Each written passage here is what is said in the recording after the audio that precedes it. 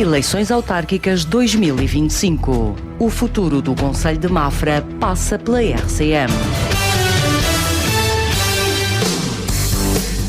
Boa tarde, sejam bem-vindos a mais um momento, um espaço de conversa com os candidatos à Câmara Municipal de Mafra. O objetivo é simples: dar a cada candidato a oportunidade de apresentar as suas ideias, prioridades e visão para o Concelho de forma clara e próxima dos cidadãos. Obrigado por estar desse lado e hoje quero agradecer a presença do atual Presidente da Câmara Municipal de Mafra, Hugo Moreira Luís, ele que se apresenta às próximas eleições representando o Grupo de Cidadãos, Hugo Moreira Luís. Este espaço já recebeu aqui os diferentes candidatos: Cátia Almeida da CDU, Diogo Matias da Iniciativa Liberal, Pedro Tomás do Partido Socialista, Nuno Carvalho do Chega, José Bizarro do Partido Social Democrata. Hoje é o dia de dar as boas-vindas a Hugo Moreira Luís. Boa tarde. Olá, muito boa tarde. Desde já quero agradecer o convite que me fizeram para estar aqui na RCM neste final de tarde de sexta-feira e também esta oportunidade que me têm também de apresentar aquilo que é o meu projeto da minha equipa também para as próximas eleições autárquicas e para os próximos anos no Concelho de Mafra. Nós temos sensivelmente 55 minutos para falar das ideias, do projeto, mas é importante, ainda que muitos podem já conhecer, outros não conhecem, o Concelho está em crescimento, portanto temos que ter em consideração aqueles que já há muitos anos que vivem o ambiente de Mafra e aqueles que acabam de chegar. Começo por lhe perguntar quem é Hugo Moreira Luís, como é que chegou a Mafra, ou como é que cresceu em Mafra, para podermos conhecer um bocadinho da pessoa, mais do que do político, começar pela pessoa. Bom, o Hugo é um jovem encarnacense de 48 anos que nasceu e cresceu na Encarnação, da freguesia da Encarnação, e estudou por ali até aos 11 anos e depois foi estudar para Torres Vedras, como qualquer jovem da minha idade, e terminei ali o 12º ano, depois ingressei na universidade também, tirei o meu curso de gestão, casei, tenho 2 filhos, um com 24 anos e outro com 15. E, portanto, este tem sido, de uma forma muito breve, também o meu percurso daquilo que conhecem do Hugo e daquilo que é o Hugo. É evidente que, tendo crescido em Mafra e depois estudou em que universidade e em que cidade? Estudei na Universidade do Algarve, outros dirão que é a cidade onde há um clima bom para estudar. E foi ali que tirei o meu curso, mas depois também tirei especializações em Lisboa e fiz outras formações graduadas em Lisboa. E como é que entrou no mercado de trabalho? Começou em que profissão? Onde? Comecei como financeiro numa empresa privada, fiz o meu percurso em termos de estágio curricular, depois acabei por ficar nessa empresa durante 1 ano e meio, sensivelmente.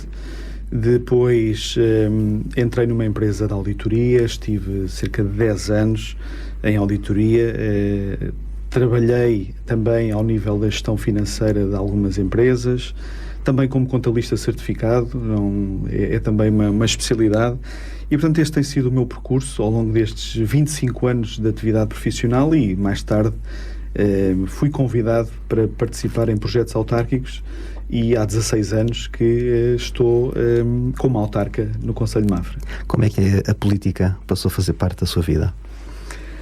Olha, eu diria que de forma até muito, muito prematura. Por sinal, em casa, os meus pais são de uma família também humilde, mas os meus pais, e principalmente o meu pai, foi sempre uma pessoa que gostou de falar de política dentro do conhecimento que ele tinha. E até por sinal, nós em casa, e já partilhei isto também com outras pessoas, ele até tinha uns copos do PPD e eu apaixonei-me pelos copos, mas apaixonei-me pelo PPD. E depois fui crescendo e fui ouvindo também aquilo que era o projeto político do PPD. Mais tarde, já em idade adulta, por sinal um amigo que hoje já não está entre nós, mas que na altura me convidou para fazer parte do PSD em Mafra, e foi assim que eu, há 25 anos, que voluntariamente, por vontade própria, acabei por entrar no Partido Social Democrata e aí me tornei militante do partido até aos dias de hoje. Sempre a sua posição, o seu pensamento, as conclusões que tirou e que aprendeu da vida, esteve sempre ligado em termos teóricos, em termos de cosmovisão partidária sobre a realidade social, esteve sempre alinhado ou perfeitamente alinhado com o PSD, ou por algum instante pensou que poderia ir um pouco mais para a esquerda ou um pouco mais para a direita? Sempre me revi nos princípios da política do PSD, porque é um partido humanista, é um partido que não deixa ninguém para trás, mas que deixa ir mais além aqueles que querem ter sucesso na vida de uma forma mais empreendedora, de uma forma muito mais dinâmica também na sociedade, e portanto procurar sempre uma solução e não deixar que façam tudo por nós. E portanto eu revejo-me nesse tipo de política, portanto uma política muito orientada para a comunidade, muito orientada para resolver os problemas da sociedade, em que o Estado deve estar presente, mas não deve estar presente em tudo. E deve deixar que a iniciativa privada ou o terceiro setor tenham também a sua dinâmica muito própria e que, em função disso, deixa e permite que se encontrem soluções e que se crie riqueza para se distribuir essa riqueza e, portanto, não ser unicamente políticas distributivas, mas serem políticas de criação de riqueza e depois, então, partilhar essa riqueza. Quais é que foram os primeiros cargos políticos que assumiu? Foi mesmo na Assembleia Municipal, em 2000, portanto, no mandato de 2009-2013, fui convidado para fazer parte da Assembleia Municipal e depois, a partir daí, 4 anos depois, fui convidado para fazer parte da Câmara Municipal.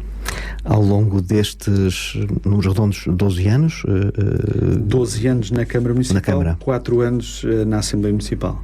Podemos dizer que, ao longo destes 12 anos, muitas das decisões que foram tomadas têm o seu cunho ou não?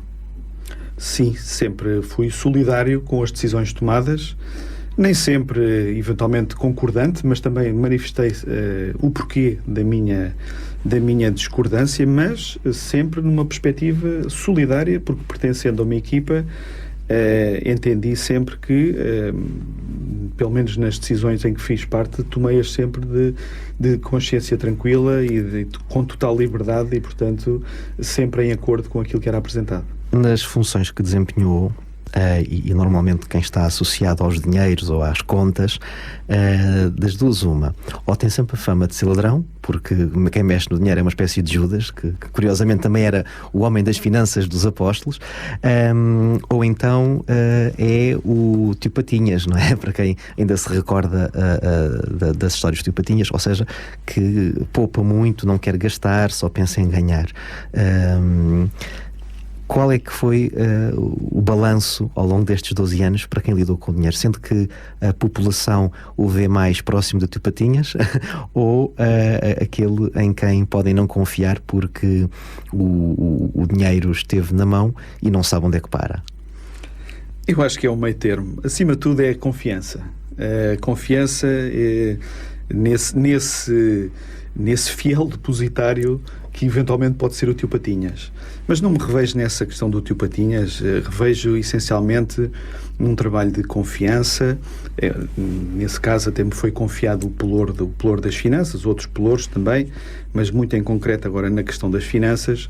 É um trabalho rigoroso, é um trabalho também de grande exigência. E nós, quando esta equipa, neste ciclo autárquico, entramos em 2013, foi necessário fazer um trabalho de grande profundidade, diria até de alguma reforma do ponto de vista daquilo que é o desempenho financeiro da parte de uma organização, e neste caso da Câmara Municipal.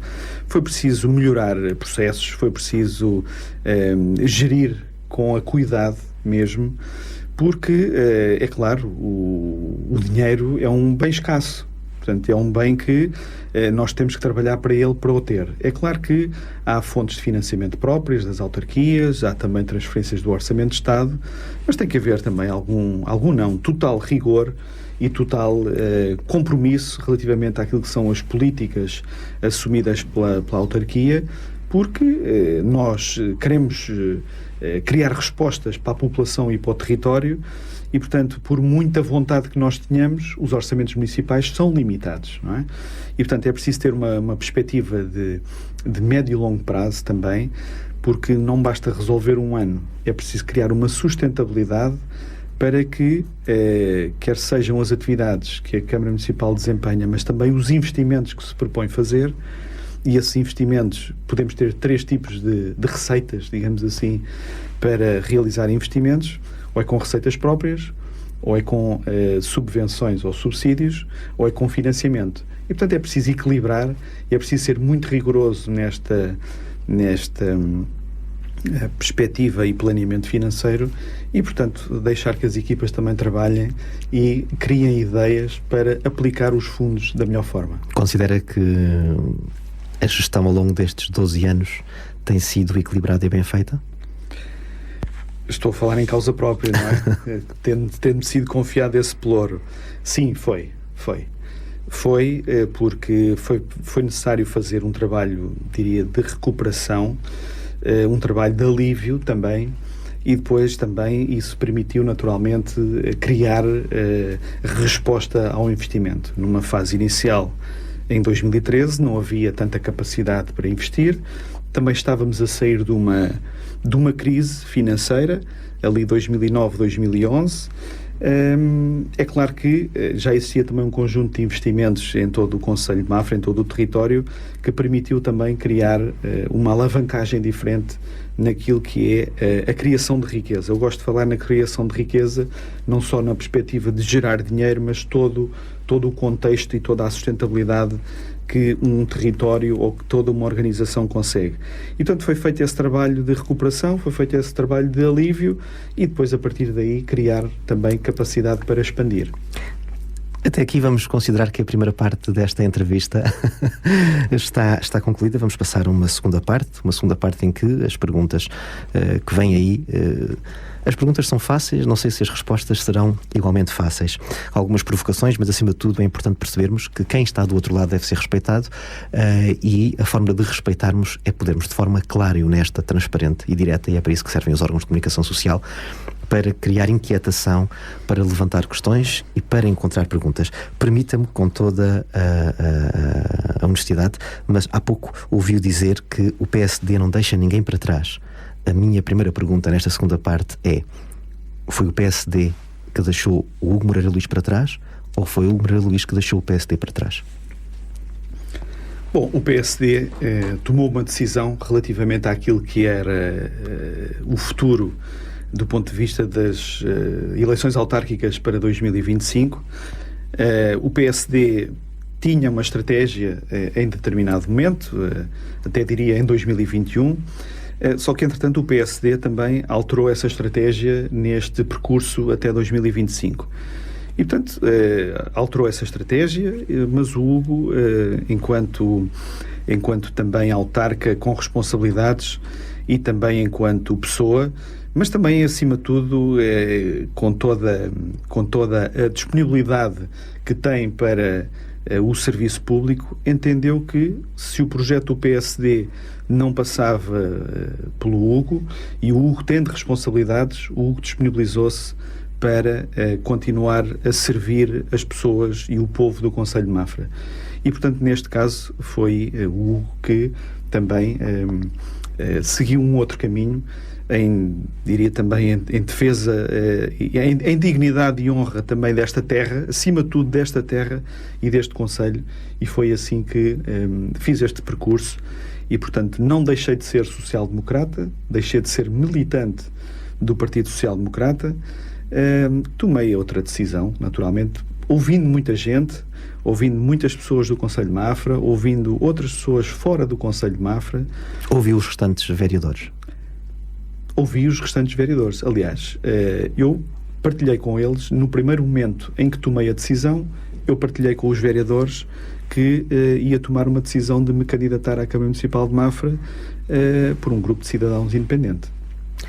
E essa tomada de decisão, a certa altura, pode ter sido um vislumbre desta possibilidade porque se sentou na cadeira de presidente e não a quer largar, ou de forma genuína sente que, de certa forma, é um anseio, é um pedido, é um desejo que, pelos vistos, não vem do PST, mas será uma inspiração do céu? Será quem é que sussurra ao ouvido a dizer-lhe que o Hugo deve continuar?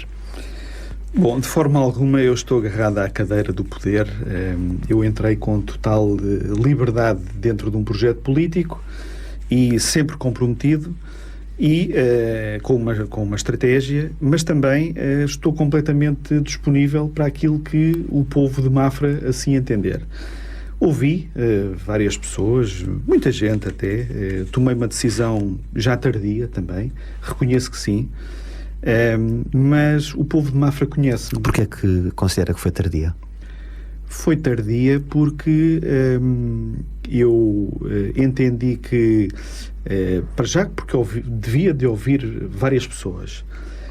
Também porque houve um processo de eleições legislativas e de forma alguma eu quis, o que quer que fosse, contaminar um processo de eleições legislativas que pusesse em causa a vitória do partido para o qual eu militava. E, portanto, tardia nessa medida. Portanto, só depois de um processo de eleições legislativas é que tomei a decisão. E tomei a decisão com base naquilo que eu fui ouvindo também da parte do povo de Mafra. O povo de Mafra, o Conselho de Mafra conhece-me e eu acredito no povo de Mafra e, portanto, estou disponível para aquilo que o povo entender.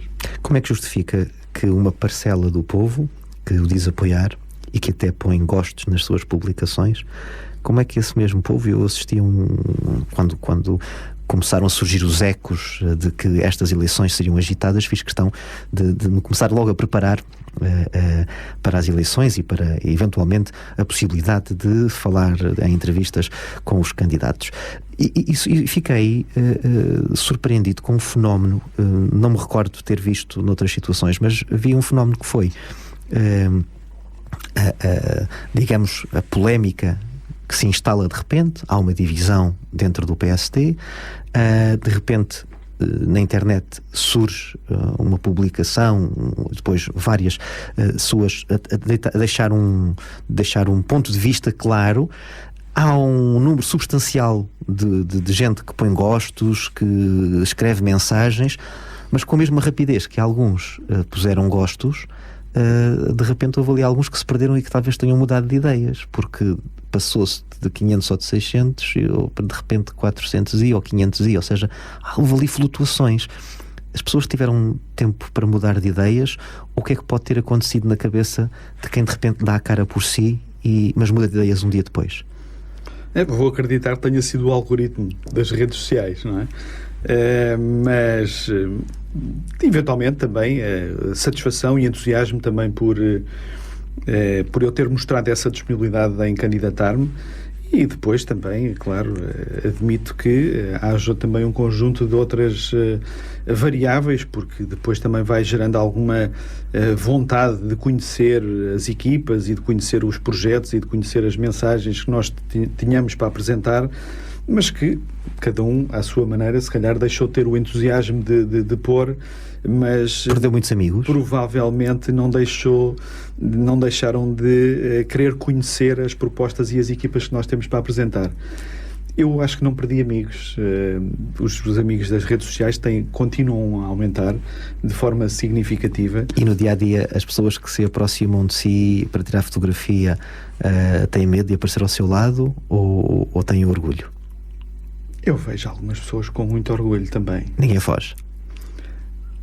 Não vou dizer que não fugiram. Já houve um ou dois que já fugiram. Não? Chama-se falta de caráter? Ou como é que nós podemos classificar as pessoas que, principalmente no campo da política, e eu sublinho, quem tiver a oportunidade de ouvir as nossas entrevistas vai perceber, e eu aqui, a minha intervenção é meramente como alguém que está a fazer entrevista, ainda que tenha o direito de tecer algumas considerações, não tenho sido simpático para com os políticos, nem para com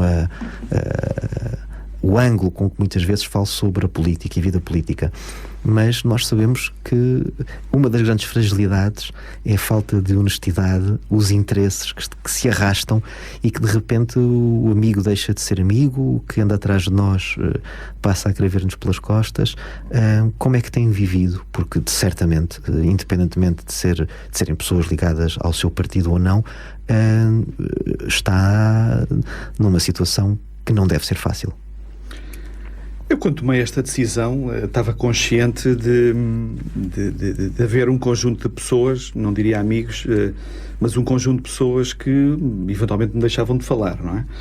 Bem, sabemos que a política hoje também, eu diria que a política está doente também, não é? Porque o político ou o autarca, quando se disponibiliza, por vezes não é reconhecido pela vontade e pela disponibilidade que tem para o serviço público.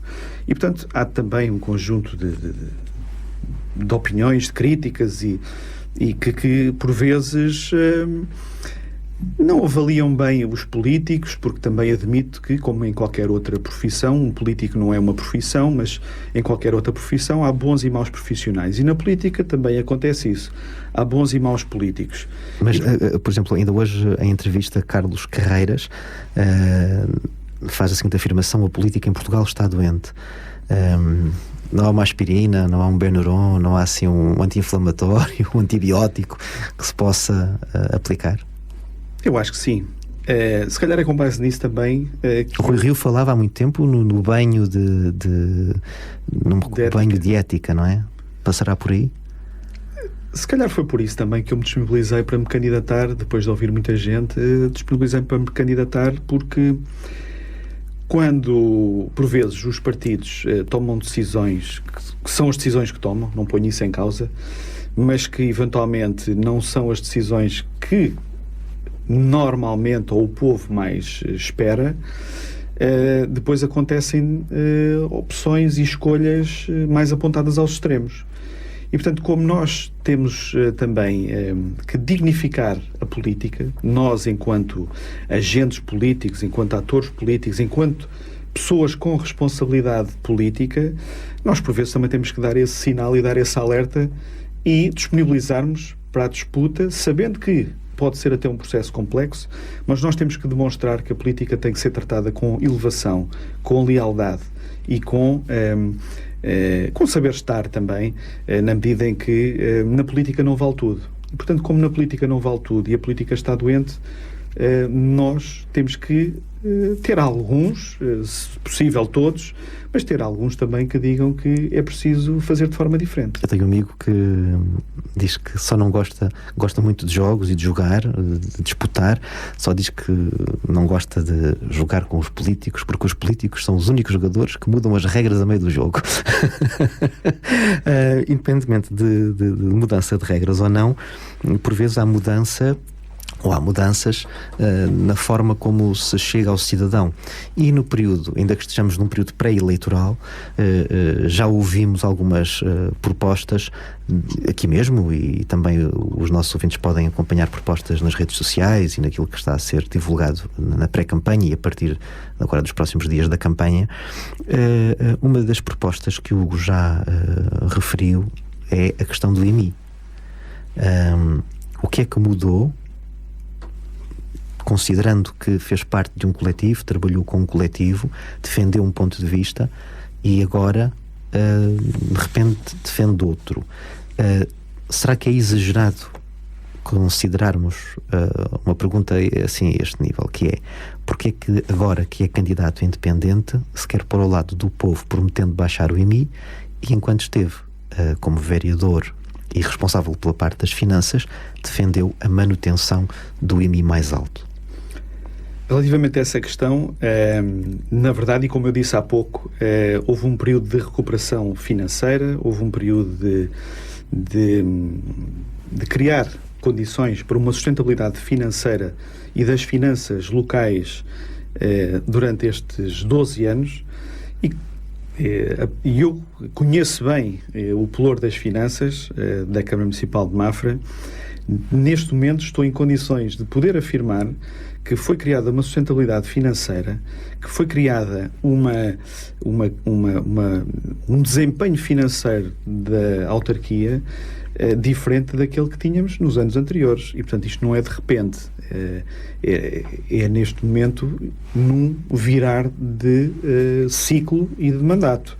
Portanto, a meio de um mandato de 4 anos nós não o fizemos, mas eu neste momento estou em condições de garantir que tenho essa proposta, que é reduzir gradualmente o IMI, no espaço de 4 anos, reduzir cerca de 1% do IMI, porque as finanças municipais criaram outro tipo de receitas, as finanças municipais, até porque, decorrente daquilo que é o desenvolvimento do nosso território, permitiu o aumento de outras receitas, e, portanto, eu estou em condições também de propor essa redução gradual do IMI e do IRS, portanto, libertando também aqui alguma capacidade financeira para as famílias, principalmente para as pessoas singulares, mas o IMI é extensível também às pessoas coletivas e, portanto, uma política fiscal mais próspera, isto é, em que nós podemos ter uma política fiscal de partilha, portanto, não só unicamente fazer crescer os impostos, mas de partilha. Se temos mais, podemos partilhar e, portanto, aqui é o caso. Se temos mais receitas no seu conjunto, eventualmente podemos fazer aqui uma diminuição dos impostos diretos e, neste caso, do IMI e do IRS. Ouvimos aqui outros convidados referirem, recordo-me Cátia Almeida, da CDU, creio que Diogo Matias também o disse, da parte da Iniciativa Liberal, e creio que também até mesmo Nuno Carvalho do Chega, que a Câmara tinha excedente, portanto tem dinheiro. A Câmara, afinal, tem dinheiro ou está endividada? Ou tem dinheiro para umas coisas, mas está endividada para outras? A Câmara, neste momento, tem uma situação financeira equilibrada, sustentável, tem dívida, mas também tem capacidade de gerar rendimento e riqueza para pagar essa dívida. E, portanto, não tenho dúvidas disso. É demonstrado por todas as prestações de contas mais recentes e, portanto, há dívida, claro que sim, mas também há capacidade de a pagar e pagar de uma forma sustentável. Não tem excedente, e eu gostava também, nunca há excedente, e ainda para mais numas finanças municipais. Os excedentes, quer dizer, se há excedente é porque também não estamos a seguir uma boa política autárquica. Há que diferenciar aquilo que é o dinheiro em caixa, permitam-me este pequeno detalhe, daquele excedente que por vezes nós vemos nos resultados líquidos, não é? Portanto, há várias demonstrações financeiras e o resultado líquido, e ainda bem que a Câmara Municipal e qualquer organização possam ter um resultado líquido de 0 ou superior a 0. É claro que na iniciativa privada o objetivo é mesmo ser superior a 0 para remunerar os seus acionistas, mas numa organização, qualquer que ela seja do terceiro setor ou, neste caso, até a autarquia, eu defendo que tem que ter um resultado líquido acima de 0, porque isso é uma demonstração que tem uma capacidade de autofinanciamento para realizar investimentos. Uma organização que não gera esse resultado líquido positivo não consegue ter uma capacidade de investimento superior àquela que é a deterioração dos seus ativos. Vamos assim, tentando simplificar e para benefício do nosso ouvinte que pode não conseguir acompanhar este raciocínio tão técnico. Se tivéssemos que explicar, portanto, imaginando lá em casa aquela gestão do dinheiro que trazemos no bolso ou que temos no banco, portanto, como é que está a situação lá em casa? Temos um empréstimo por pagar da casa e do carro, podíamos vender a casa da aldeia para pagar aquela casa e no final ainda ficávamos com dinheiro. Se pudéssemos comparar, como é que lhe explicaria a situação da Câmara em linguagem familiar? Como é que estão? Estão sobreendividados? Têm que passar os créditos todos para um cartão só? Como é que está a situação? De forma assim muito, muito fácil e simples também. Temos dívida, mas temos muitas condições e segurança para pagar essa dívida. E pagá-la de uma vez não é uma opção?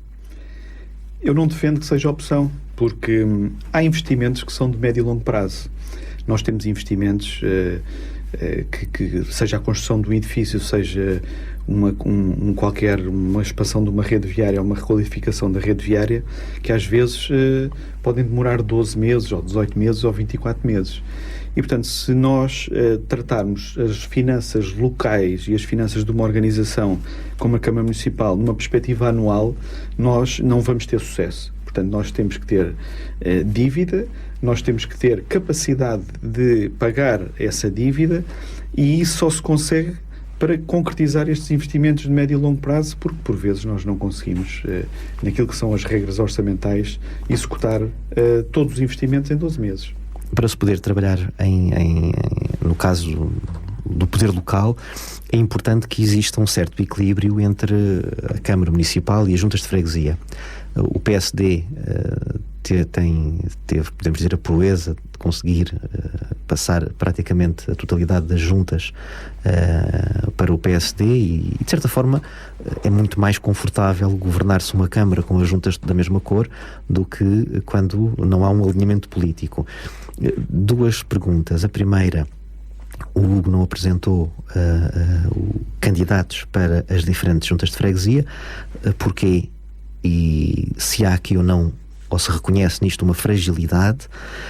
E a outra questão é como é que vai fazer, caso venha a ganhar a Câmara de Mafra, como é que vai trabalhar com as restantes, vamos pôr o cenário, que se mantém o cenário dos últimos anos, ou seja, a maioria ser do PSD.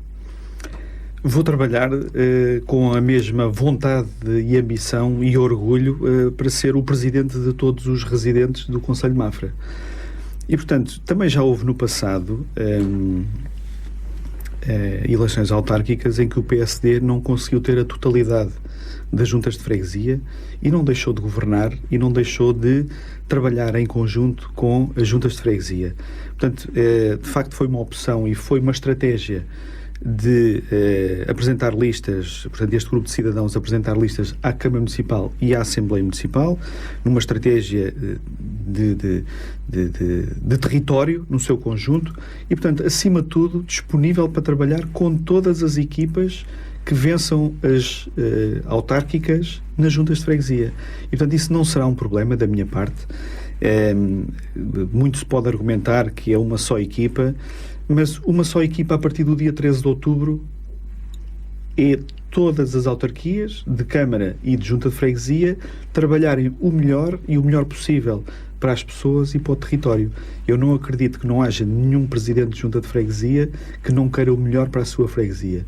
E o querer o melhor para a sua freguesia é ter um bom desempenho no seu mandato, na sua freguesia, mas é ter também uma boa ligação com a Câmara Municipal e com todos os órgãos autárquicos. A correr, e sendo se o cenário se fosse esse, de certa forma estaria disponível para fazer as pazes e retomar as ligações que foram destruídas com esta cisão, entenda-se, entre o Hugo e o PSD. Sim, portanto, eu não deixei de ser social-democrata. Eu há pouco já disse isso. Eu continuo a ser social-democrata e continuo a privilegiar as boas relações pessoais entre todos. E, portanto, eu creio que a partir do dia 13 de outubro esse não será um problema, porque as boas relações pessoais fazem a concretização, permitem a concretização também de bons projetos. E, portanto, eu não sequer ponho isso em causa. Hoje, eventualmente, alguns companheiros de partido do qual eu estava militante podem estar mais ou menos zangados comigo, eu também posso estar zangado com eles, porque também sei aquilo que estão a fazer ou aquilo que fizeram, mas de qualquer das formas isso para mim não é importante. Como é que viu, por exemplo, por falar aquilo que lhe fizeram, como é que sentiu, o que é que sentiu no seu coração e o que é que lhe passou pela cabeça quando percebeu que lhe foi retirado o poder, lhe foi retirada a confiança? Como é que isto mexeu consigo? Já para não falar do nosso próprio ego quando somos afetados ou quando nos acertam assim como uma flecha. Como é que se sentiu? Como qualquer cidadão que em determinado momento vê que há um conjunto de ligações que se perdem, não é? Relações de confiança que se perdem.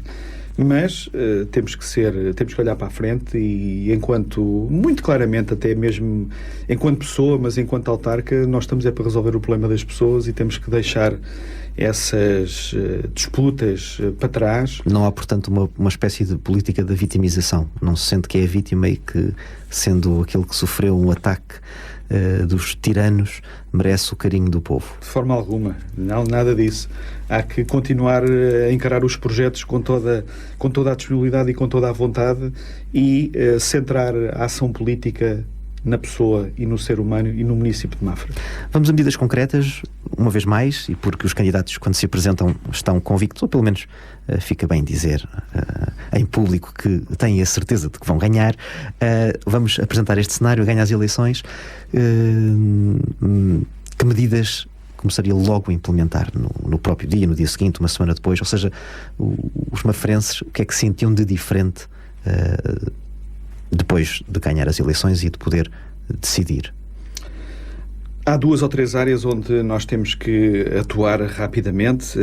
Uma delas, na minha perspectiva, tem muito a ver com o trânsito e com a mobilidade.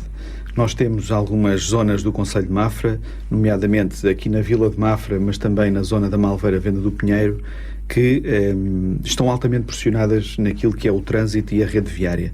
E, portanto, eu separava isto aqui de 2 formas. Ações de curto prazo e ações de médio e longo prazo. Ações de médio e longo prazo, e até partilho com todos, que na Câmara Municipal até já fizemos recentemente, em maio, fizemos um estudo de rede viária, principalmente para 4 ou 5 pontos sensíveis do nosso concelho, para permitir essa expansão da rede viária, principalmente dentro do concelho. É claro que depois temos que articular também com a Administração Central e com o Governo, por forma a conseguirmos outros investimentos que liguem principalmente o concelho de Mafra a sul, mas a norte também. Quando falam em curto prazo, estamos a falar de quanto tempo? Medidas de curto prazo, eu diria que são 6 meses, porque desde a instalação dos órgãos autárquicos até tratar de um regulamento de apoio à mobilidade que passa por bonificar quem utiliza troços da A21. E a bonificação de troços da A21 tem como objetivo descongestionar de forma imediata principalmente a Vila de Mafra e a zona da Venda do Pinheiro Malveira, e portanto quem forem os utilizadores destes troços que utilizem, digamos, estas entradas e saídas, nós estamos disponíveis. Eu acredito seriamente que a Câmara Municipal e depois também na Assembleia Municipal façamos passar esse regulamento e que esse regulamento seja aprovado a bem dos municípios, por forma a que, de forma imediata, como disse, uma medida de curto prazo, bonificar as portagens nesta A21. Portanto, uma medida de curto prazo, temporária, enquanto nós não fazemos a expansão da rede viária, porque a expansão da rede viária pode demorar 4 ou 5 anos a concretizar-se e nós temos uma necessidade imediata nesta área. Saúde, cultura, habitação, vamos tocar aqui em alguns destes pontos. Que propostas concretas é que estão nas medidas que apresenta e que, de certa forma, se pode dizer que distingue, ou seja, há fatores que já aqui têm sido falados e que são transversais. No caso do IMI é uma preocupação transversal, o caso da mobilidade, nomeadamente a questão do trânsito, evidentemente, mas, por exemplo, podemos pegar na ideia da higiene, a higiene, o lixo, a limpeza, a forma como o Mafra está a cuidar dos seus espaços. Parece-lhe que está a ser da forma mais eficiente e que é motivo de orgulho para este Executivo? Esta área da recolha de resíduos e da limpeza urbana é de facto uma área que tem havido muita pressão. Nós temos tido um concelho que tem crescido bastante ao nível da população, mas também das empresas que estão cá instaladas. E este tem sido de facto um tema que todos nós gostamos de falar e que todos nós criticamos e que todos nós também achamos que temos sempre uma varinha de condão para resolver. Temos, de facto, uma necessidade de melhorar estes serviços. Nós temos um contrato com uma empresa desde janeiro de 2021 e essa empresa, portanto, estamos no 4º ano de contrato, vamos a meio, sensivelmente, e, portanto, temos, de facto, que melhorar frequências, aumentar contentorização, redefinir rotas. É um trabalho que tem sido feito com muita profundidade também no último ano. Não vou negar, o ano passado, no verão de 2024, o serviço colapsou. O prestador de serviços, portanto, por várias razões, eventualmente não foi uma evidência, não conseguiu também ter um bom desempenho. Foi penalizado? Ou seja, quem deveria ter cumprido com esse trabalho e que, pelos vistos, não cumpriu, houve penalização? Não houve penalizações. Não houve penalizações porque nós chamamos também o prestador de serviço e olhamos para dentro naquilo que era também o desempenho dos serviços municipais e também a monitorização do contrato, e também nós temos que fazer mais do ponto de vista daquilo que são os serviços municipais e, portanto, aumentamos a equipa dos serviços municipais, melhoramos o acompanhamento daquilo que é o contrato e daquilo que são os indicadores e os objetivos também do contrato, e em função disso definimos uma estratégia para estes últimos 12 meses, neste caso, não é? de melhoria de serviço. E foi com base nisso que havia necessidades de parte a parte para melhorar o desempenho deste serviço. E foi com base nisso que aumentamos contentorização, redefinimos rotas, aumentamos frequências e também, porque somos um concelho que tem aqui uma sazonalidade aqui em determinada zona do nosso concelho, principalmente na orla costeira, mas também aqui na zona de Mafra, e portanto em função disso estabelecemos aqui um plano de melhoria e de desempenho de ambas as partes, quer dos serviços municipais, quer do prestador de serviço. Na minha opinião, melhoramos. Estamos ótimos? Não estamos. Temos que fazer mais? Temos. E, portanto, neste momento estamos, de facto, em condições de fazer uma melhoria significativa e de acompanhar aquilo que é o contrato deste prestador de serviço. Vamos passar a seguir para a educação e no campo, no que respeita à educação, ou melhor, aqui isto é transversal. Em muitas destas ideias, ou em muitos destes pontos, o Moreira Luís apresentará novas propostas. Pergunto, essas, e considerando que são boas ideias, ou que pelo menos tendem a melhorar o concelho, porque é que só vão ser implementadas agora e surgem como promessa, e porque é que já não estão a ser implementadas desde há um ano? Bom, num ano, diria que quando se toma a liderança de uma autarquia, há toda uma política que vem sendo seguida e uma estratégia que está implementada, que está no terreno e, portanto, que dá bons frutos. E, portanto, as minhas ideias para a educação não passam por deixar e desconsiderar aquilo que existe, mas sim também potenciar e acrescentar outras iniciativas. De que forma, por exemplo, concretizando? Nós já sabemos, temos a Carta Educativa já também estruturada e está identificado que precisamos de reforçar edifícios e profissionais e aumentar a oferta nos vários ciclos. Já temos uma escola integrada, o projeto de uma escola integrada para Mafra, na Quinta da Figueira Branca, já está, definido já há algum tempo. Já temos financiamento para essa escola. Aliás, já temos terreno, já temos financiamento.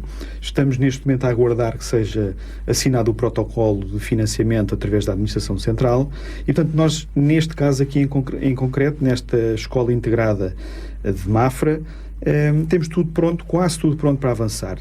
Temos outras necessidades.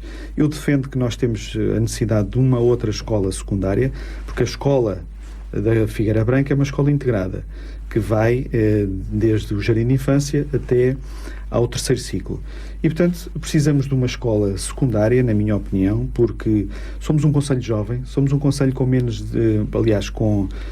cerca de 35% da população tem menos de 30 anos, portanto temos aqui um desafio fabuloso, temos que aproveitar esta oportunidade, que estes jovens, esta população jovem também...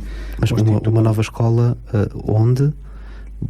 Ou seja, a localização dessa escola, qual é que seria? A localização dessa escola seguramente que estará também aqui perto de Mafra, seguramente, porque nós temos ensino secundário já na Ericeira, temos em Mafra e, portanto, precisamos também de criar mais oferta a esse nível. E, desta vez que Mafra não é só Mafra e Ericeira, é isso? Naturalmente que nós temos, no nosso Concelho de Mafra, nós temos 4 grandes zonas urbanas, não é? Mafra, Ericeira, Malveira e Venda do Pinheiro. E, portanto, também por influência, por historicamente e por também aquilo que é a gênese do nosso Concelho, que já não é de agora, mas a A21 também gerou essa necessidade e, portanto, gerou essa pressão também, porque o crescimento habitacional foi nesta zona envolvente. E não fazia sentido, por exemplo, em vez de uma nova escola secundária, melhorar as condições e aumentar o que já existe? Sim, isso é o que tem sido feito. Aliás, nós já estamos, por exemplo, na escola da Malveira, na Armando Lucena, e também na Ericeira, na Bento Franco, nós já estamos na segunda fase de requalificação daquelas escolas. Portanto, já por uma segunda vez nós estamos a ampliar aquelas escolas. Portanto, provavelmente, aliás, e ao ampliar aquelas escolas, depois os logradores das escolas não aumentam, não é? Portanto, pomos lá mais alunos e os logradores das escolas não aumentam. E, por exemplo, na escola José Saramago, nós estamos com cerca de 150% da ocupação daquela escola. E, portanto, há uma necessidade de descongestionar e há uma necessidade também de criar mais oferta e, portanto, descentralizar também. Não o assusta quando se fala num concelho que de repente cresce tanto, e aqui já também se manifestou a preocupação, de um crescimento desenfreado em que de repente ou melhor, Mafra deixa de ser um concelho com segurança, de repente é preciso aumentar desde videovigilância ao policiamento, transformar Mafra num espaço que deixa de ser, já não é há muito tempo, que já não é o sossego da aldeia, mas aquele frenesim da cidade. E temos aqui 2 bons exemplos perto, que é de Lisboa e de Louros, em que índice de criminalidade, o sentimento de insegurança, a percepção ou não de violência, isto não de certa forma, se não o assusta, olhar para uma Mafra que cresce desta forma quase desregrada. E atenção que a expressão desregrada não é minha, foi aqui usada por já alguns dos candidatos. Eu não defendo isso. Eu vou utilizar o crescimento, vou substituir o termo crescimento por desenvolvimento. Mais do que crescer, nós precisamos de desenvolver o nosso território. E, portanto, uma das perspectivas que eu tenho também para o nosso Concelho é que nós possamos estar todos em liberdade e em segurança dentro do nosso território. Portanto, mais do que crescer, é mesmo desenvolver. Para que isso aconteça, temos que criar, de facto, zonas habitacionais, espaços públicos, mas, acima de tudo, aumentar a segurança e o sentimento de segurança. Mafra tem sido reconhecida também por isso. A nossa gênese é uma gênese rural, felizmente. Nós temos conseguido manter essa matriz, a bem também do nosso terceiro setor. Temos muitas associações, muitas coletividades, muitos clubes, muitas instituições que ajudam também na integração dos migrantes, sejam eles nacionais ou estrangeiros. E, portanto, nós queremos continuar a apoiar este tipo de instituições para que haja, de facto, essa integração e essa aculturação com a nossa terra. E, portanto, desenvolvimento, muito também por apoio a este tipo de instituições. O crescimento, ele vai naturalmente acontecer, mas nós temos é que privilegiar, de facto, criar boas condições para que nós possamos ter uma casa e que a possamos pagar. Nós temos que chegar a tempo e horas ao trabalho também, que os nossos filhos tenham também boas condições nas escolas, como espaços modernos e onde possam crescer, brincar em liberdade e em segurança. E, portanto, é esse o meu objetivo para o Concelho de Mafra. No seu programa já pensou, por exemplo, de que forma é que vai criar atração para mais investimento? Ou seja, sabemos que ao mesmo tempo que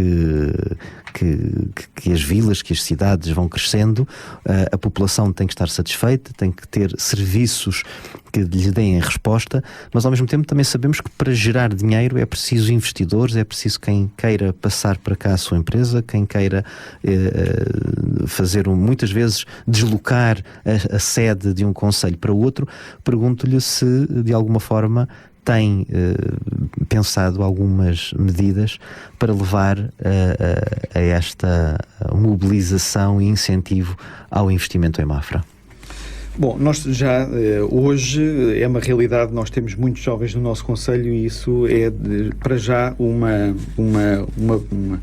digamos, uma variável que ajuda também nessa atração de investimento. Eu defendo a criação de áreas de acolhimento empresarial em que, mais do que a criar novos espaços e fazer a migração de empresas de um concelho para outro, é de facto a atração de investimento por via de empresas que até venham para Portugal e que se possam instalar aqui no nosso concelho de Mafra, porque nós, ao termos jovens, ao termos mão de obra e conseguirmos também enquadrar essa mão de obra, ou transformar essa mão de obra em talento, porque tenho também como objetivo a criação de um Mafra Campus, em que basicamente é um polo de desenvolvimento económico, de inovação tecnológica e de educação superior. Nós já temos hoje uma Academia do Ensino Superior em Mafra, mas, na minha opinião, podemos passar para o nível seguinte, que é, de facto, juntar esta academia com um polo de desenvolvimento económico e próximo das empresas. E, portanto, esse é um dos objetivos. E, como eu estava a dizer, as áreas de acolhimento empresarial com mão de obra qualificada, com também investigação e desenvolvimento por perto, também com uma política fiscal atrativa, por forma a que essas empresas se movimentem para Mafra, até com benefícios fiscais, desde que haja a criação de emprego qualificado. Portanto, política fiscal atrativa, com mão de obra e talento e academia de ensino superior por perto, nós estamos em crer que, e o nosso território também muito próximo também da capital e toda esta zona de influência da área metropolitana de Lisboa, estamos em condições de criar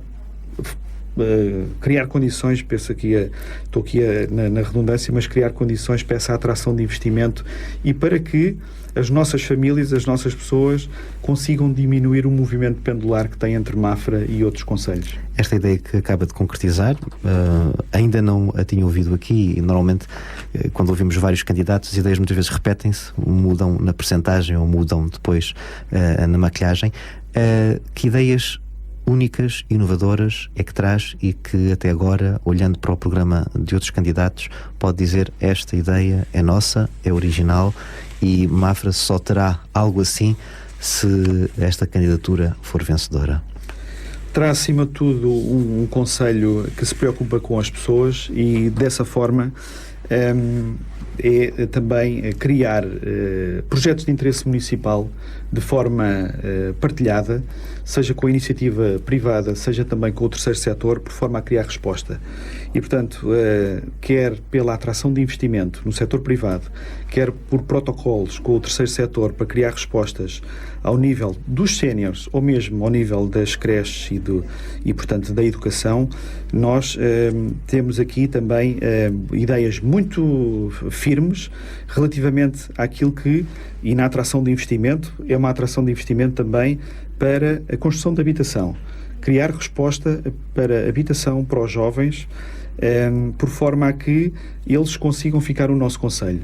E, portanto, temos programas de construção de habitação partilhada, com iniciativa privada ou com o terceiro setor, com arrendamento acessível essencialmente para a população jovem, mas acima de tudo eu queria destacar aqui, que é centrar a nossa política na pessoa, a ação política na pessoa, seja nos jovens, seja nos séniores. Eu estava aqui a tentar ver se conseguia apanhá-lo, porque fiz perguntas de várias áreas, e fiz porquê? Porque ainda não se conhece o seu programa, então eu gostava de saber, tendo essas respostas todas prontas para me dar, porque é que ainda não conhecemos qual é que é o seu programa e quais é que são as suas propostas? Bom, já lancei algumas medidas, na verdade, já fomos tornando a minha candidatura, Grupo de Cidadãos, já fomos tornando público algumas medidas que queremos implementar, mas o nosso programa eleitoral vai para o ar este fim de semana e, portanto, com o início da campanha eleitoral para a próxima terça-feira, toda a gente já terá conhecimento daquilo que é o nosso programa eleitoral e daquilo que é a nossa visão para o Concelho de Mafra. traça linhas vermelhas caso haja necessidade de existir aqui alguma aproximação para poder governar a Câmara, porque evidentemente a situação, e vamos ter a possibilidade no debate, aliás, passar também esta nota, que no dia 29 de setembro, às 17 horas, vamos ter aqui um debate com uma duração máxima de cerca de 110 minutos, onde frente a frente os candidatos vão poder trocar algumas ideias. Primeiro quero perguntar, aceita o desafio para estar presente nesse dia? Sim, confirmo a minha presença. Confirmo a sua presença, vamos deixar alguns destes assuntos para o dia 29, mas gostava ainda de lhe perguntar, neste contexto, portanto, como é que poderá governar uma Câmara caso tenha que se aliar ou que encontrar de forma estratégica? Está disponível para se aproximar de algum dos outros partidos e há algum que fique desde já de fora? Eu e a minha equipa somos uma equipa de diálogo e, portanto, estamos disponíveis também para conversar e, acima de tudo, encontrar solução para que a governação no Conselho de Mafra exista, aconteça, em benefício da nossa população. Alguma ideia, alguma pergunta que eu não tenha feito, alguma resposta que queira dar aqui em 30 segundos? Acima de tudo, eu não posso prometer o impossível, mas posso prometer que cada decisão que a minha equipa tomar seja para melhorar a vida das pessoas que aqui vivem no Conselho de Mafra. Esta foi a nossa última entrevista aos candidatos à Câmara Municipal de Mafra, neste período pré-eleitoral. Recordamos aquilo que acabámos de dizer aqui há poucos minutos, ou seja, dia 29 vamos ter aqui um debate frente a frente às 17 horas, onde vamos poder fazer muitas perguntas, vamos poder comparar ideias, vamos perceber, acima de tudo, qual é que é o candidato que oferece a melhor oportunidade, a melhor visão, e para que cada um, acima de tudo, também saia muito mais esclarecido, porque só existe uma verdadeira liberdade se houver consciência, e para haver consciência temos que ter as respostas, temos que ter uma visão clara das propostas e de quem ou em quem é que estamos a votar. Neste caso, Hugo Moreira Luís foi o convidado de hoje, ele que representa o Grupo de Cidadãos Hugo Moreira Luís 2025. Assim que está desse lado, espero que tenha acompanhado estas nossas entrevistas, não só aos candidatos à Câmara de Mafra, mas também aos presidentes de junta e à Assembleia. Poderão nas redes sociais acompanhar as gravações daquelas que já passaram e contamos consigo no próximo dia 29 às 17 horas. Já sabe, exerça o seu direito, o direito de voto, mas acima de tudo um direito de estar consciente. E a RCM dá voz à consciência, dá voz ao cidadão.